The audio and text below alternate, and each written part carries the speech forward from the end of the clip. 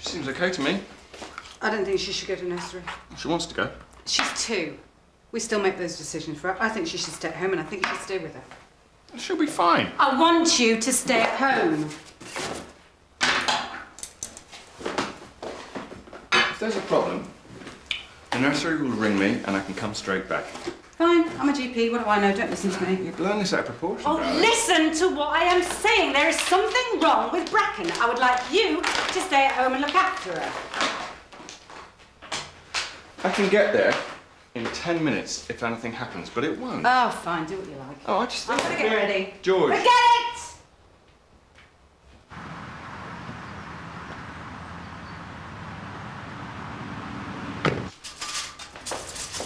Good morning, Vivian. Julia, welcome back. You look wonderful. I take it the holiday was a success? Oh, sun, sea, sand, sangria. I feel like a new woman. Well, it's lovely to have you back. You seem to have been away a long time. What's wrong? Nothing. Business as usual. We have a locum here for a few days, covering some of the staff. Is everyone okay? Oh, yes.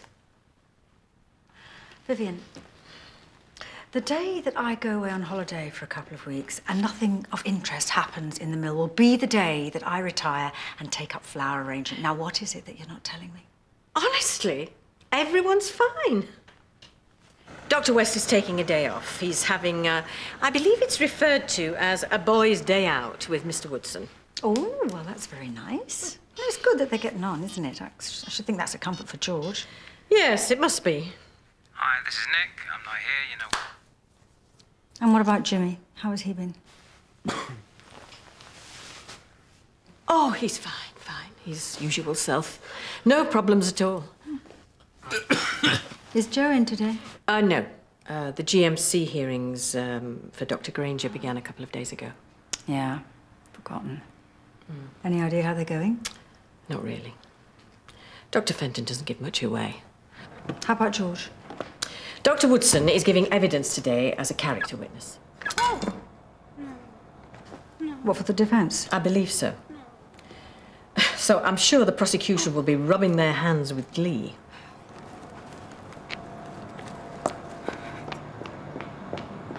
Where is she? She'll be here. Well, it doesn't look very good, does it?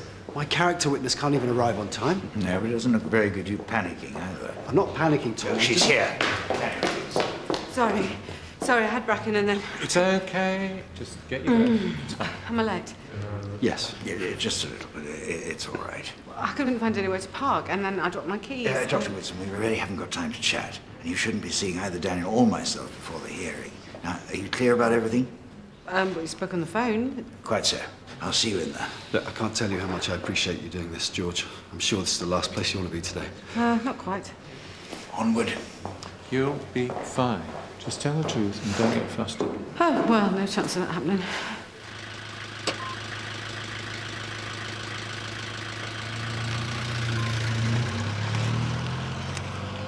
Morning, mate. Morning. Listen, I think I might cry off, actually. Oh, it's a problem. George is concerned that Bracken's coming down with something. I've taken her to nursery. She seems absolutely fine, but just in case.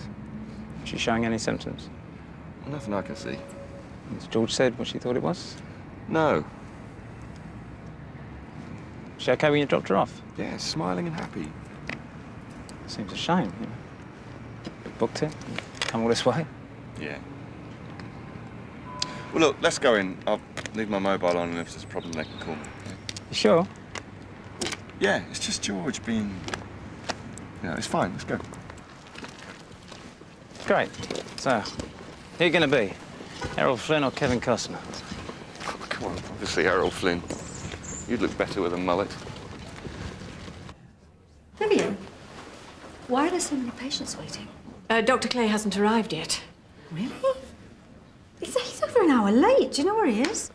Yes. He's having car trouble. He's on his way. There was a message earlier from a Judy Shea about the GMC hearing. Oh, yeah. She's probably Daniel's defence lawyer wanting me to give evidence. Oh, she's barking up the wrong tree there, then, isn't she? Sorry, mate. Oh, yes. I was just telling Julia about your car breaking down.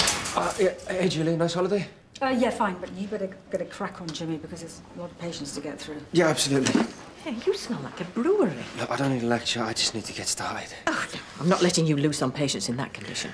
You go in there and have some black coffee and pull yourself together. Vivian, look. Or do you want me to tell Julia? Hmm?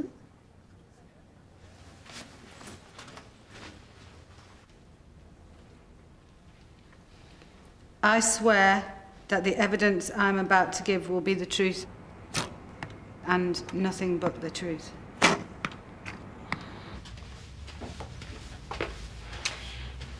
I've seen healthier-looking cadavers. Thanks for all your support. You don't need support. You need a clip round the ear coming to work in that condition. What's going on? This isn't like you. I just had one too many, that's all. I've had several calls from D.I. Moore. She's very worried about you. Perhaps you should give her a call? Look, Vivian, I appreciate your concern, okay? Covering for me and everything. But if Eva wants to find me, she knows where I am. Okay?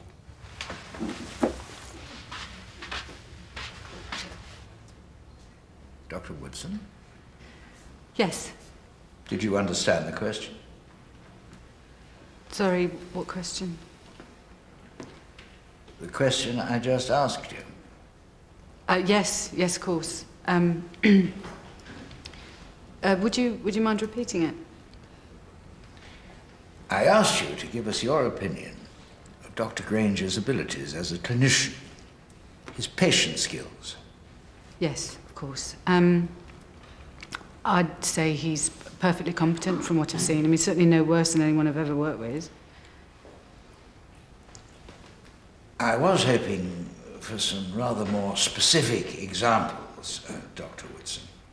Well, maybe I could give you some if you'd ask me a more specific question, Mr. Barclay. Would you like a break, Dr. Woodson?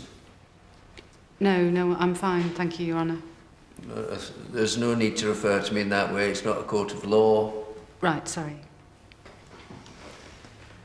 Carry on, Mr. Barclay.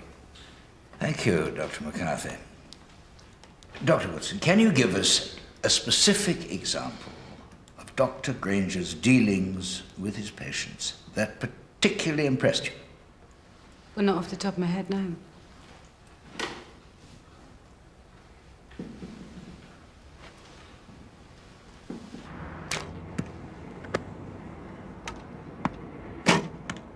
No.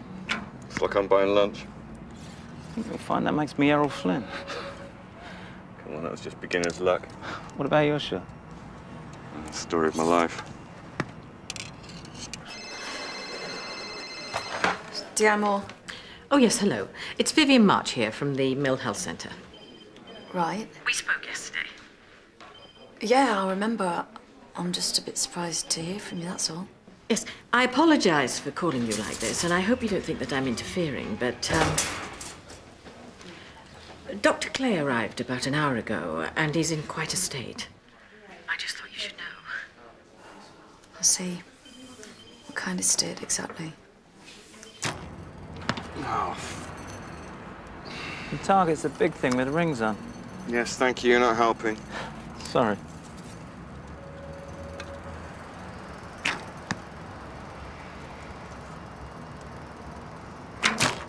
Oh, jeez. So I was the one with the handicap. You all right? Yeah, I'm fine. Things on your mind? No, it's just stuff. Work? No, it's just something else. It must be pretty serious. Because the way you're playing, you couldn't hit water if you fell out of a boat. Just take your shot. No, Bracken's going to be fine. Yeah, I know. It's not bad. It's George.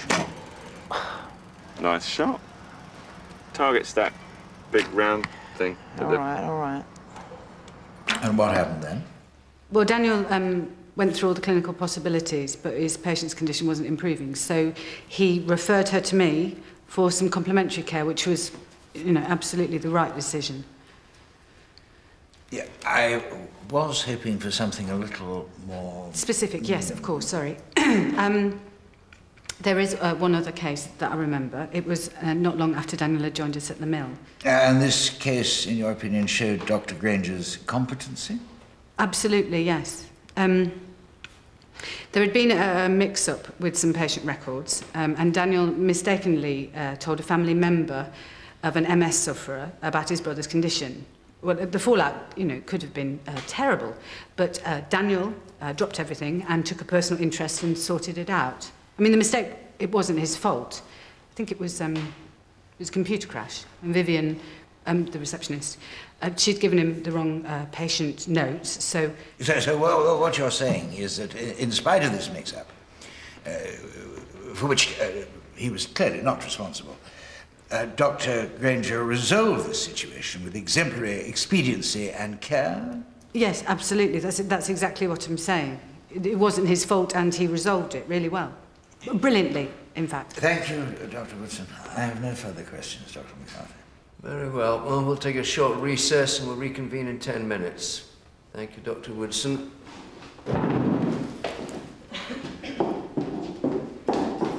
Well, it wasn't so bad. No, not for a prosecution witness. Wasn't she supposed to be on my side? Vivian, I don't think I can see any patients. So you've been giving it some thought? Taking it seriously? Drinking yourself into a stupor? Yeah, something like that. How are you? Fine. Are you ready to talk about this? No, not yet. Well, when will you be ready? I don't know. Jimmy, we have to talk about this. Yeah, well, maybe if we talked about it before, we wouldn't have to talk about it now. You're behaving like a child. Well, I just thought I'd give you some practice since you got one of your own on the way.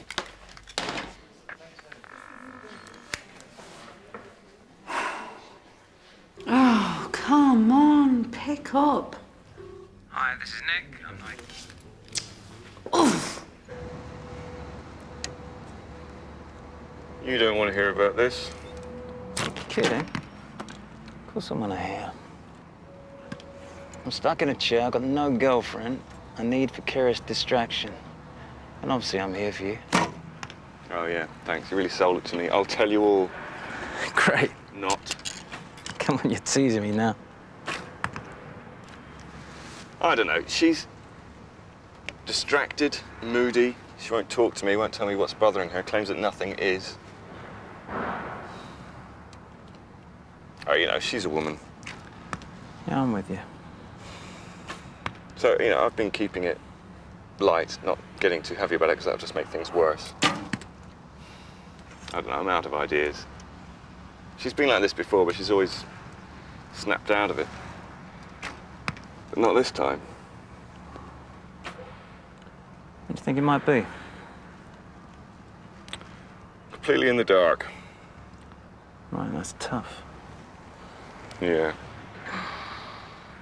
The only thing I do know is she's been like this since before Christmas. At last. Nice shot.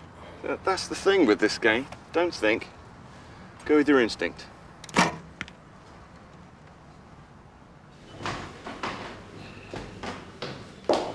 George, what are you doing? You're supposed to be in the waiting room. Yeah, no, I'm sorry, I've got to go. Go? What are you talking about? You can't leave now, Dr. Woodson. No, but I've got to, I'm sorry, I've got to go. You haven't been cross-examined yet. You can't leave. You are aware that the witness is not allowed to speak to the doctor, Mr. Barclay? Yes, thank you, Miss Shea. Will you please go back to the waiting room? You are jeopardizing the whole case here. I'm sorry, I'm just not in the right headspace for this. I mean, I can't be doing Daniel any good. That's one way of putting it. You see? Look, he's not being serious. Look, why don't you just go to the loo, splash some water over your face and try and calm down a bit. You're doing great, honestly. Okay, fine. That's it. It's over and done with. She's killed me. Don't be ridiculous. Oh, it didn't go as well as I'd hoped.